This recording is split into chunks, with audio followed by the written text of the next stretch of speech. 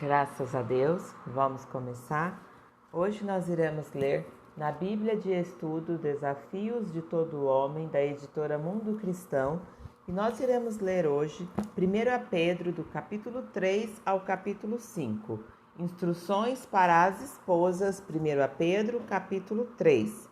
Da mesma forma, vocês, esposa, sujeitem-se à autoridade de seu marido. Assim, mesmo que ele se recuse a obedecer a palavra, será conquistado por sua conduta sem palavra alguma, mas por observar seu modo de viver puro e reverente. Não se preocupem com a beleza exterior obtida com os penteados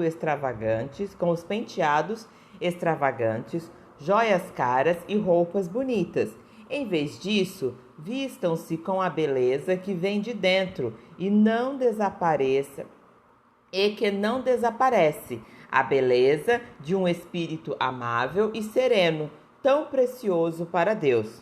Era assim que se adornavam as mulheres santas do passado. Elas depositavam sua confiança em Deus e se sujeitavam à autoridade do marido. Sara, por exemplo, obedecia a Abraão e o chamava de Senhor. Vocês são filhas dela quando praticam o bem, sem medo algum. Instruções para os maridos. Da mesma forma, vocês, maridos, honrem suas esposas. Sejam compreensivos no convívio com elas, pois, ainda que seja mais frágil que vocês, ela é igualmente participante da dádiva de nova vida concedida por Deus. Tratem-na de maneira correta para que nada atrapalhe suas orações. Instruções para todos os irmãos em Cristo. Por fim, tenham todos o mesmo modo de pensar. Sejam cheios de compaixão uns pelos outros. Amem uns aos outros como irmãos. Mostrem misericórdia e humildade. Não retribuam mal por mal, nem insulto por insulto. Ao contrário, retribuam com uma bênção. Foi para isso que vocês foram chamados, e a bênção lhes será concedida. Pois, se quiser desfrutar a vida e ver muitos dias felizes, refreie a língua de falar maldades e os lábios de dizerem mentiras. Afastem-se do mal e façam o bem.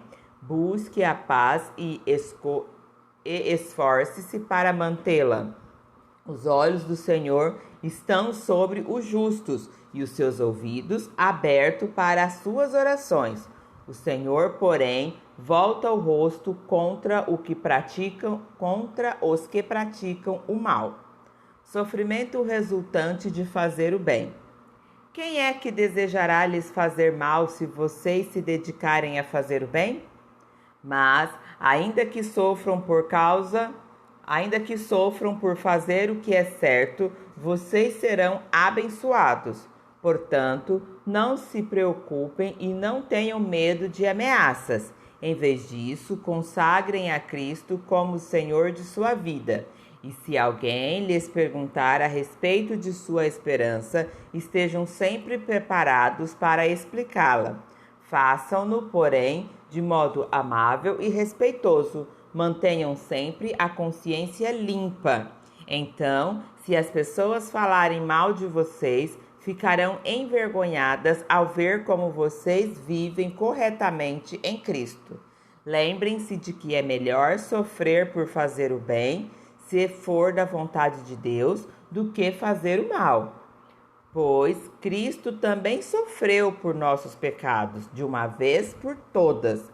Embora nunca tenha pecado, morreu pelos pecadores a fim de conduzi-los a Deus. Sofreu morte física, mas foi ressuscitado pelo Espírito, por meio do qual pregou aos espíritos em prisão, aqueles que muito tempo atrás desobedeceram a Deus, quando ele esperou pacientemente enquanto Noé construía sua embarcação.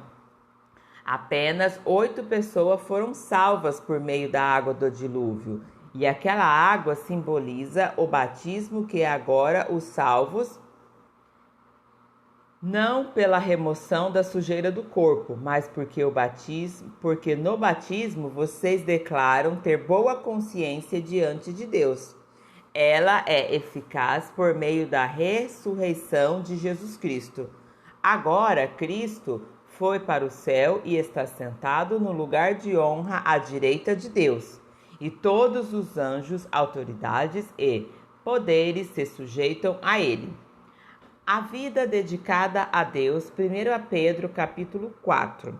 Portanto, uma vez que Cristo sofreu fisicamente, armem-se com a mesma atitude que ele teve e estejam prontos para também sofrer. Porque se vocês sofreram fisicamente por Cristo, deixarão o pecado para trás. Não passarão deixaram o pecado para trás. Não passarão o resto da vida buscando os próprios desejos, mas fazendo a vontade de Deus. No passado, vocês desperdiçaram muito tempo praticando o que gostam de fazer aqueles que não creem: imoralidades e desejos carnais, farras, bebedeiras e festanças desregradas, além de detestável adoração a ídolos. Agora, essas pessoas ficam presas quando vocês deixam de praticar. Agora, essas pessoas ficam surpresas quando vocês deixam de participar de suas práticas desregradas e destrutivas, e por isso os difamam. Lembrem-se, porém, de que eles terão de prestar contas àqueles que está pronto para julgar a todos, vivos e mortos.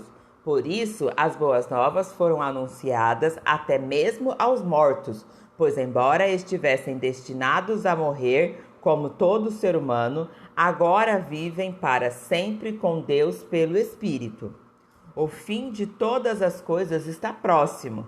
Portanto, sejam sensatos e disciplinados em suas orações. Acima de tudo, amem uns aos outros sinceramente, pois o amor cobre muitos pecados. Abram sua casa de bom grado para os que necessitam de um bom lugar para se hospedar. Deus concedeu um dom a cada um e vocês devem usá-lo para servir uns aos outros, fazendo bom uso da múltipla e variada graça divina. Vocês têm o dom de falar? Então faça-o de acordo com as palavras de Deus. Tem o dom de ajudar? Faça-o com a força que Deus lhe dá. Assim, tudo o que você realizar trará glória a Deus por meio de Cristo Jesus. A Ele sejam a glória e o poder para todos sempre. Amém. Sofrimentos resultantes de seguir a Cristo. Amados, não se surpreendam com as provações de fogo ardente pelas quais estão passando, como se